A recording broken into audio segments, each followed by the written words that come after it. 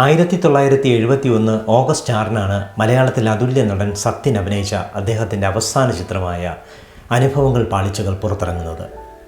KS സേതുമാധവനാണ് ഈ ചിത്രം സംവിധാനം ചെയ്തത്. സത്യൻ്റെ അവസാന സിനിമ എന്നതുപോലെ തന്നെ മമ്മൂട്ടിയുടെ ആദ്യ സിനിമ കൂടിയാണ് അനുഭവങ്ങൾ പാളിച്ചകൾ. തോപ്പിൽ ഫാസിയാണ് ഈ ചിത്രത്തിന് തിരക്കഥ തയ്യാറാക്കിയത്.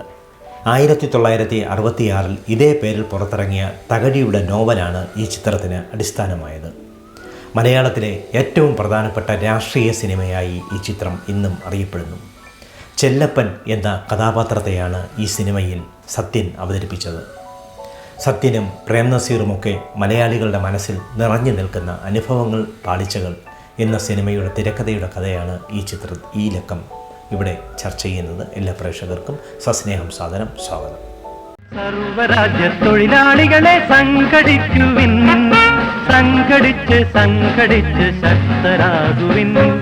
സർവരാജ്യ തൊഴിലാളികളെ സംഘടിക്കുവിൻ, സംഘടിച്ച് സംഘടിച്ച് ശക്തരാകുവിൻ. സർവരാജ്യ തൊഴിലാളികളെ. KS സേതുമാധവൻ മദിരാശിയിൽ പഠിക്കുന്ന കാലം അദ്ദേഹത്തിൻ്റെ ഹോസ്റ്റലിൽ കണ്ണൂർക്കാരനായ സുകുമാരൻ എന്നൊരു സുഹൃത്തുണ്ടായിരുന്നു. സുകുമാരനാണ് KS സേതുമാധവനെ ആദ്യമായി ഇംഗ്ലീഷ് സിനിമ കാണിക്കുന്നത്. ഇംഗ്ലീഷ് സിനിമ കാണാൻ സേതുമാധവന് താല്പര്യമുണ്ടായിരുന്നില്ല. കാരണം അദ്ദേഹത്തിന് ഇഷ്ടം തമിഴ്, തെലുങ്ക്, മലയാളം സിനിമകളായിരുന്നു. ഒന്നൊഴിയാതെ എല്ലാ സിനിമകളും കാണുന്ന ഒരു കാലഘട്ടമായിരുന്നു അത്. ഇംഗ്ലീഷ് സിനിമ കണ്ട ഉടൻ അദ്ദേഹത്തിന് വല്ലാത്തൊരു വ്യത്യസ്തത ആ സിനിമയിൽ അനുഭവപ്പെട്ടു. സാഹിത്യകൃതിയുടെ മൂല്യവത്തായ ചില സംഭാവനകൾ ഇംഗ്ലീഷ് സിനിമകളിൽ ഉണ്ടെന്ന് അദ്ദേഹം മനസ്സിലാക്കി. സാഹിത്യവും സിനിമയും ഒരു നാണയത്തിൻ്റെ രണ്ട് വശങ്ങളാണെന്ന ഒരു പുതിയ പാഠമാണ് KS സേതുമാധവൻ ആ സിനിമയിലൂടെ മനസ്സിലാക്കിയത്. പിന്നീട് അദ്ദേഹം ഇംഗ്ലീഷ് സിനിമകൾ തുടരെ കാണാൻ തുടങ്ങി. പിൽക്കാലത്ത് സംവിധായകനായ ശേഷം തനിക്ക് ഇംഗ്ലീഷ് സിനിമകൾ പകർന്നു നൽകിയ ആത്മബലം മറ്റേതിനേക്കാളും വലുതാണെന്ന് KS സേതുമാധവൻ അദ്ദേഹത്തിൻ്റെ പല അഭിമുഖങ്ങളിലും തുറന്നു പറഞ്ഞിട്ടുണ്ട്. സിനിമയിലെത്തുന്നതിന് മുമ്പ് തന്നെ മലയാളത്തിലും ഇംഗ്ലീഷിലും പുറത്തിറങ്ങുന്ന പ്രശസ്തമായ സാഹിത്യകൃതികളെല്ലാം സേതുമാധവൻ വായിക്കുമായിരുന്നു. ഫിക്ഷൻ വായിക്കാനായിരുന്നു സേതുമാധവന് കൂടുതൽ ഇഷ്ടം. അതിലെ ചില കഥാപാത്രങ്ങൾ വായിച്ചു പോകുമ്പോൾ ഇത് സിനിമയാക്കണമെന്ന താല്പര്യം അദ്ദേഹത്തിൻ്റെ മനസ്സിലേക്ക് വരും. അങ്ങനെ വായിച്ച കൃതിയാണ് അനുഭവങ്ങൾ പാളിച്ചകൾ. ഒരു കാലത്ത് സേതുമാധവൻ പുസ്തകം വായിച്ചിരുന്നത് സത്യന് പറ്റിയ കഥാപാത്രങ്ങളെ തിരഞ്ഞുകൊണ്ടായിരുന്നു. ഏത് പുസ്തകം വായിച്ചാലും ഏത് കഥാപാത്രത്തെ കണ്ടാലും അത് സത്യന് പറ്റുമോ എന്ന് അദ്ദേഹം ചിന്തിക്കും. കാരണം സത്യനാണ് ഇക്കാലത്ത് സേതുമാധവൻ്റെ ചിത്രങ്ങളിൽ കൂടുതലായി അഭിനയിച്ചിരുന്നത്. സേതുമാധവന് ഏറ്റവും പ്രിയപ്പെട്ട നടനായിരുന്നു സത്യൻ. തൻ്റെ സിനിമകൾ സാഹിത്യകൃതികളുടെ ട്രാൻസ്ലേഷൻ ആവണമെന്ന് സേതുമാധവൻ ആഗ്രഹിച്ചിരുന്നില്ല. അത് ട്രാൻസ്ലേഷനല്ല, ട്രാൻസ്ഫോർമേഷൻ എന്നാണ് സേതുമാധവൻ തൻ്റെ സിനിമകളെ വിശേഷിപ്പിച്ചിരുന്നത്. ഒരു സാഹിത്യകൃതിയിൽ നിന്നും ഒരു തിരക്കഥ ജനിക്കുമ്പോൾ അല്ലെങ്കിൽ ഒരു സിനിമ ജനിക്കുമ്പോൾ സാഹിത്യകൃതിയിൽ നിന്നും അത് പാടെ മാറി നിൽക്കണം എന്നൊരാഗ്രഹം സേതുമാധവനുണ്ടായിരുന്നു. അതുകൊണ്ട് തന്നെയാണ് അദ്ദേഹം തോപ്പിൽ ഫാസിയെ പോലുള്ള മികച്ച തിരക്കഥാകൃത്തുക്കളെ കൊണ്ട് തിരക്കഥ തയ്യാറാക്കിയിരുന്നത്. എത്ര പ്രശസ്തമായ സാഹിത്യകൃതിയാണെങ്കിലും തനിക്ക് ആവശ്യമുള്ള മാറ്റങ്ങൾ സേതുമാധവൻ ആ കൃതിയിൽ വരുത്തുമായിരുന്നു. അതിനുള്ള അനുവാദം എഴുത്തുകാരിൽ നിന്നും അദ്ദേഹം വാങ്ങുകയും ചെയ്യും. എഴുത്തുകാരെ കൊണ്ട് അദ്ദേഹം തിരക്കഥകൾ സാധാരണ എഴുതിക്കാറില്ല.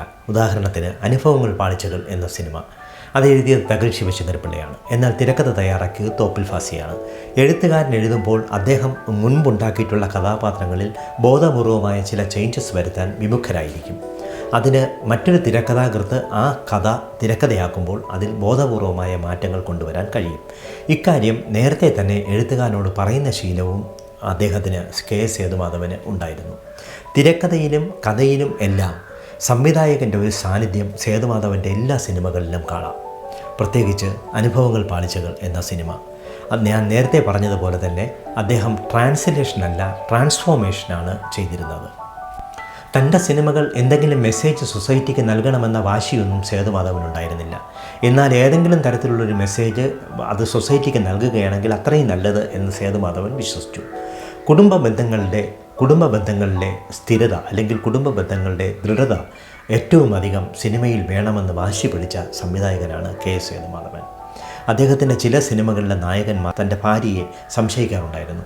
ഇത്തരം ശീലങ്ങൾ ശരിയല്ലെന്ന് സേതുമാധവൻ പിന്നീട് പറഞ്ഞിട്ടുണ്ട്. കുടുംബ ബന്ധങ്ങളിലെ ഉറപ്പാണ്, അതിൻ്റെ ദൃഢതയാണ് നമ്മുടെ സമൂഹത്തെ മുന്നോട്ട് നയിക്കുന്നതെന്ന് സേതുമാധവൻ വിശ്വസിച്ചു. ഏറ്റവും രസകരമായൊരു കാര്യമുണ്ട്. മമ്മൂട്ടി നേരത്തെ പറഞ്ഞതുപോലെ മമ്മൂട്ടിയുടെ ആദ്യ സിനിമയാണല്ലോ അനുഭവങ്ങൾ പാളിച്ചകൾ. മമ്മൂട്ടി ആദ്യമായി കണ്ട കാര്യം സേതുമാധവൻ പിൽക്കാലത്ത് പറഞ്ഞിട്ടുണ്ട്. നിറയെ ജൂനിയർ ആർട്ടിസ്റ്റുമാർ കൂടി നിൽക്കുന്നതിനിടയിൽ വെളുത്ത് കൊല്ലുന്നതിനുള്ളൊരു ചെറുപ്പക്കാരനായിരുന്നു മമ്മൂട്ടി അദ്ദേഹം ആദ്യമായി കാണുന്നത്. മമ്മൂട്ടി സേതുമാധവൻ്റെ അടുത്തേക്ക് വരികയാണ്. എന്തിനാണ് സിനിമയിൽ അഭിനയിക്കുന്നതെന്നാണ് ആദ്യ ചോദ്യം. മമ്മൂട്ടി പ്രത്യേകിച്ച് മറുപടിയൊന്നും പറഞ്ഞില്ല. തനിക്ക് സിനിമയിലേക്ക് അഭിനയിക്കാൻ ആഗ്രഹമുണ്ടെന്ന് മാത്രം പറഞ്ഞു. അപ്പോൾ ഏതുവരെ പഠിച്ചു എന്ന് സേതുമാധവൻ ചോദിച്ചു. ലോ ഗ്രാജുവേറ്റ് ആണെന്ന് പറഞ്ഞു. സാധാരണഗതിയിൽ അഭിനയിക്കാൻ ചാൻസ് ചോദിച്ചു വരുന്നവരോടൊക്കെ ഏതുവരെ പഠിച്ചു എന്ന് സേതുമാധവൻ ചോദിക്കാറുണ്ട്. കാരണം പഠിത്തത്തിന് വളരെയധികം പ്രാധാന്യം ജീവിതത്തിലുണ്ടെന്ന് വിശ്വസിച്ച ആളാണ് സേതുമാധവൻ. ലോ ഗ്രാജുവേറ്റ് ആണെന്ന് പറഞ്ഞപ്പോൾ സേതുമാധവന് സന്തോഷമായി. അദ്ദേഹം മമ്മൂട്ടിയെ ഒരു സീനിൽ അഭിനയിപ്പിക്കുവാൻ തീരുമാനിച്ചു. അതിനു മുമ്പ് അദ്ദേഹം മമ്മൂട്ടിക്കൊരു ഉപദേശം കൊടുത്തു. ഇത്രയും വെളുത്ത് കൊല്ലുന്നതിനുള്ള ഈ ശരീരമൊന്നും കൊണ്ട് തനിക്ക് സിനിമയിൽ മുന്നോട്ട് പോകാൻ കഴിയുകയില്ലെന്ന് അദ്ദേഹം സേതുമാധവൻ മമ്മൂട്ടിയോട് പറഞ്ഞു. സേതുമാധവൻ ഓർത്തത് തൻ്റെ ചെറുപ്പകാലമാണ്. അദ്ദേഹവും ഇങ്ങനെ തന്നെയായിരുന്നു. വെളുത്ത് കൊല്ലുന്നനെ ഇരിക്കുന്ന ഒരു ചെറുപ്പക്കാരനായിരുന്നു സേതുമാധവനും. അതിന് അദ്ദേഹം ഒരു മറുമരുന്ന് മമ്മൂട്ടിക്ക് പറഞ്ഞു കൊടുത്തു. അതായത് തലേ ദിവസത്തെ കഞ്ഞി പിറ്റേന്ന് രാവിലെ പാലൊഴിച്ച് കുടിക്കണം, കുറച്ച് മധുരം ചേർത്താലും തെറ്റില്ലെന്ന് പറഞ്ഞു. അങ്ങനെ ചെയ്യുകയാണെങ്കിൽ തലേ ദിവസത്തെ ആഹാരം, തലേ ദിവസത്തെ ചോറ് പിറ്റേന്ന് പാലും കൂട്ടി കഴിക്കുകയാണെങ്കിൽ നല്ല തടി വയ്ക്കാം എന്ന ഉപദേശമാണ് മമ്മൂട്ടിക്ക് സേതുമാധവൻ കൊടുത്തത്. മമ്മൂട്ടി കാര്യങ്ങളെല്ലാം തുറന്നു പറയുന്ന ആളാണ്. അദ്ദേഹം പറഞ്ഞു തനിക്ക് പാലിഷ്ടമല്ല, തലേ ദിവസത്തെ കഞ്ഞി പാലൊഴിച്ച് കുടിക്കുന്നതും ഇഷ്ടമല്ലെന്ന്. അടുത്ത സിനിമയിൽ മമ്മൂട്ടി കാണുമ്പോൾ അദ്ദേഹം മമ്മൂട്ടിയുമായി വളരെയേറെ അടുത്തു. മമ്മൂട്ടിയെ അടുത്ത് വിളിച്ചിരുത്തി അദ്ദേഹം വീട്ടിലെ കാര്യങ്ങൾ ചോദിച്ചു. മമ്മൂട്ടി മുഴുവൻ സമയവും പറഞ്ഞുകൊണ്ടിരുന്നത് തൻ്റെ ഭാര്യയെക്കുറിച്ചാണ്. തൻ്റെ ഭാര്യയെക്കുറിച്ച് ഇത്രയധികം സ്നേഹത്തോടെ സംസാരിക്കുന്ന ഒരാളെ സേതുമാധവൻ ഒരുപക്ഷെ അപൂർവമായി കാണുകയായിരുന്നു. മമ്മൂട്ടിയോട് സേതുമാധവൻ പറഞ്ഞു, താൻ എന്തായാലും കുടുംബബന്ധങ്ങളെ വളരെ നന്നായി കൊണ്ടുപോകുന്ന ആളാണ്, എനിക്ക് തന്നെ ഇഷ്ടപ്പെട്ടു, താൻ ഭാര്യയെക്കുറിച്ച് ഇത്രയധികം മതിപ്പുള്ള ആളാണല്ലോ, സന്തോഷമായി എന്ന് പറഞ്ഞു. മമ്മൂട്ടിക്കും സന്തോഷമായി. ഇതായിരുന്നു കുടുംബ ബന്ധങ്ങളുടെ ആഴത്തെക്കുറിച്ച് സേതുമാധവനുണ്ടായിരുന്ന വിശ്വാസം. അത് അദ്ദേഹത്തിൻ്റെ എല്ലാ സിനിമകളിലും നിഴലിച്ച് കാണുന്നുണ്ടെന്ന് അദ്ദേഹത്തിൻ്റെ സിനിമകൾ കണ്ടിട്ടുള്ള എല്ലാ പ്രേക്ഷകർക്കും അറിയാവുന്നതാണ്. തകഴി കേശവദേവ്, തോപ്പിൽ ഫാസി, മലയാറ്റൂർ തുടങ്ങി മലയാളത്തിലെ ഒട്ടുമിക്ക എഴുത്തുകാരുടെയും കൃതികൾ സിനിമയാക്കിയ സംവിധായകനാണ് സേതുമാധവൻ. പല എഴുത്തുകാരുമായി അദ്ദേഹത്തിന് ഹൃദയബന്ധമുണ്ടായിരുന്നു. അവർക്കൊക്കെ സേതുമാധവൻ സ്വർഗ്ഗതുല്യനായ ഒരു മനുഷ്യനായിരുന്നു. കാരണം സേതുമാധവൻ്റെ നിലപാടുകൾ അത്രമേൽ ശക്തമായിരുന്നു.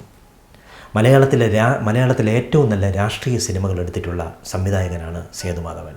ഒരിക്കൽ അദ്ദേഹം തകഴിയെക്കുറിച്ച് പറഞ്ഞു, തകഴി ആരെ കണ്ടാലും കഥാപാത്രമാകുമെന്ന്. ഒരിക്കൽ എറണാകുളത്ത് ഇവരൊരു തിരക്കഥാ ചർച്ച നടത്തുകയാണ്. തിരക്കഥാ ചർച്ച നടക്കുന്നതിനിടയിൽ ഒരു ഹിന്ദുവും മുസ്ലിമും നടന്നു പോകുന്നത് കണ്ടു. ആ രണ്ട് കഥാപാത്രങ്ങൾ പിന്നീട് തകഴിയുടെ ഒരു നോവലിൽ കഥാപാത്രങ്ങളായി. തോപ്പിൽ ഫാസിയെക്കുറിച്ചും അദ്ദേഹം ഇത് തന്നെയാണ് പറഞ്ഞിരുന്നത്. ശക്തമായ ഒരു കമ്മ്യൂണിസ്റ്റ് പാരമ്പര്യമുള്ള എഴുത്തുകാരനായിരുന്നല്ലോ തോപ്പിൽ ഫാസി. 1950കളിൽ പുന്നപ്ര വയലാർ സമരത്തിൻ്റെ പശ്ചാത്തലത്തിലാണ് തകഴി ശിവശങ്കരപ്പിള്ള അനുഭവങ്ങൾ പാളിച്ചകൾ എന്ന നോവൽ എഴുതുന്നത്. ഇതിലെ ചെല്ലപ്പൻ എന്ന അതിശക്തമായ കഥാപാത്രം മലയാളികൾക്ക് ഒരിക്കലും മറക്കാൻ കഴിയുന്നതല്ല.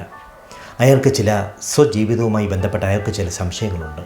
തൻ്റെ ഭാര്യ ഭവാനിക്ക് തൻ്റെ സഹപ്രവർത്തകനായ ഗോപാലനുമായി ബന്ധമുണ്ടെന്ന്, തനിക്ക് ജനിച്ച മകൻ ഗോപാലൻ്റെ മകനാണെന്നും അയാൾ സംശയിക്കുന്നു. പക്ഷേ മകളെ അയാൾക്ക് വളരെയേറെ ഇഷ്ടമായിരുന്നു.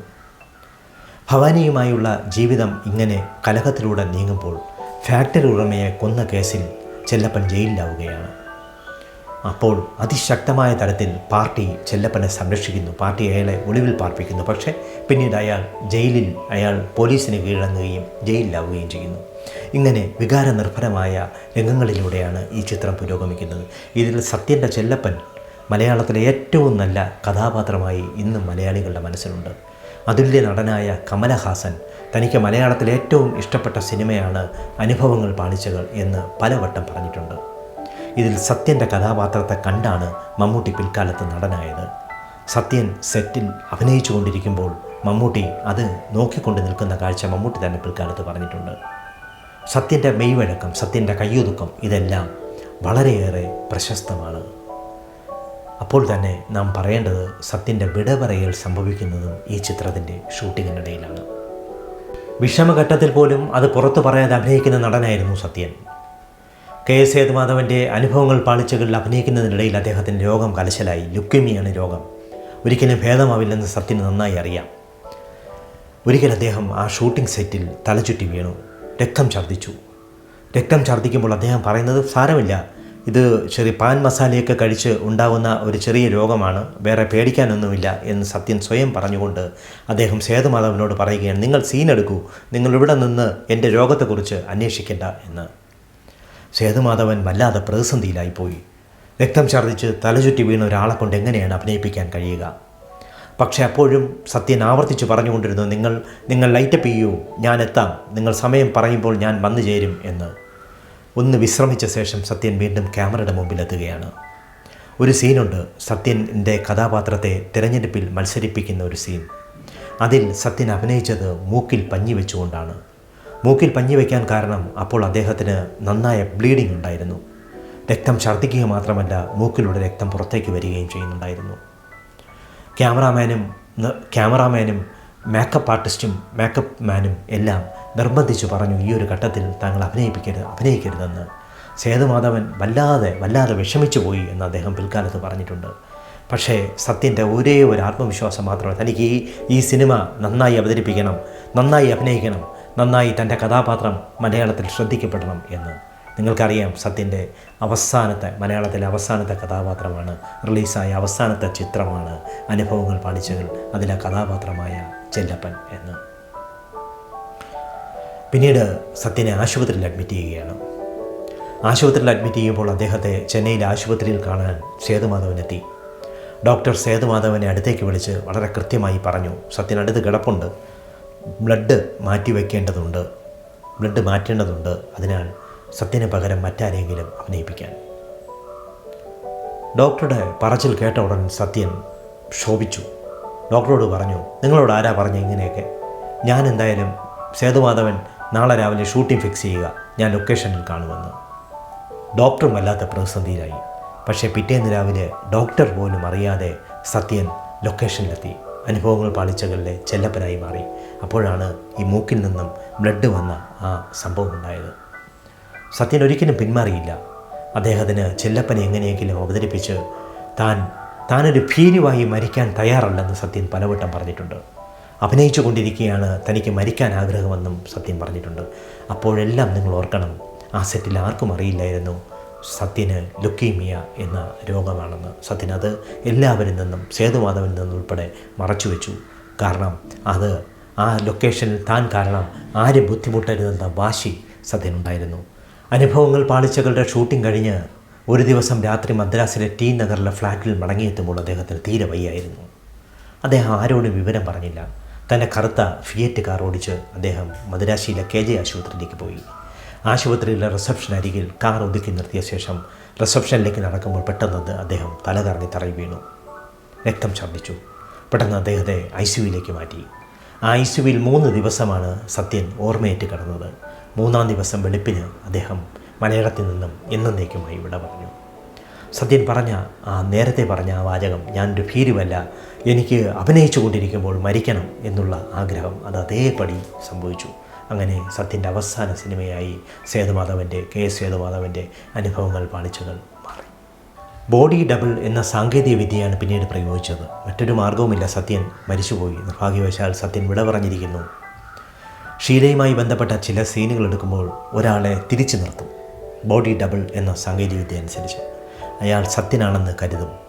ഷീല സത്യനാണ് തൻ്റെ അടുത്ത് നിൽക്കുന്നതെന്ന് സങ്കല്പിച്ച് ഡയലോഗ് പറയും. ഇത്തരത്തിലാണ് പിന്നീടുള്ള ചില രംഗങ്ങൾ ചിത്രീകരിച്ചത്. പക്ഷേ ചെല്ലപ്പൻ സത്യൻ മരിച്ചു എന്ന കാര്യമൊന്നും സിനിമ കാണുമ്പോൾ നമുക്ക് മനസ്സിലാവുകയില്ല. സത്യൻ ജീവിച്ചിരിക്കുന്നു എന്ന് തന്നെ നമുക്ക് തോന്നിപ്പോവും. അത്ര ലൈവായാണ് ചെല്ലപ്പൻ എന്ന കഥാപാത്രത്തെ സത്യൻ ആ സിനിമയിൽ അഭിനയിപ്പിച്ചത്.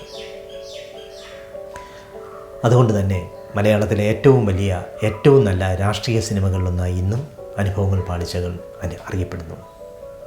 ഏതാണ്ട് 50 വർഷങ്ങൾക്ക് മുമ്പാണ് ഈ സിനിമ ഇറങ്ങിയത്. പക്ഷേ ഇന്നും ഈ ചിത്രം മലയാളത്തിലെ നിത്യഹരിത സിനിമകളിൽ ഒന്നാണ്. സേതുമാധവൻ സാർ അടുത്ത കാലത്താണല്ലോ വിട പറഞ്ഞത്. സേതുമാധവൻ സാറിന് കമലഹാസൻ്റെ കാര്യം പറഞ്ഞതുപോലെ ഏറ്റവും പ്രിയപ്പെട്ട സിനിമയായിരുന്നു അനുഭവങ്ങൾ പാളിച്ചകൾ. അത്രയേറെ പ്രയത്നിച്ചാണ് അദ്ദേഹം ആ സിനിമ പൂർത്തിയാക്കിയത്. പ്രത്യേകിച്ച് സത്യൻ്റെ വേർപിരിയൽ അദ്ദേഹത്തിന് താങ്ങാവുന്നതിലും അപ്പുറമായിരുന്നു.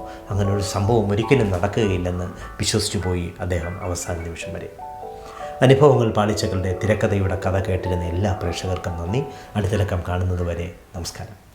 സർവരാജ്യ തൊഴിലാളികളെ സംഘടിക്കുവിൻ, സംഘടിച്ച് സംഘടിച്ച് ശക്തരാകുവിൻ. സർവരാജ്യ തൊഴിലാളികളെ സംഘടിക്കുവിൻ, സംഘടിച്ച് സംഘടിച്ച് ശക്തരാകുവിൻ.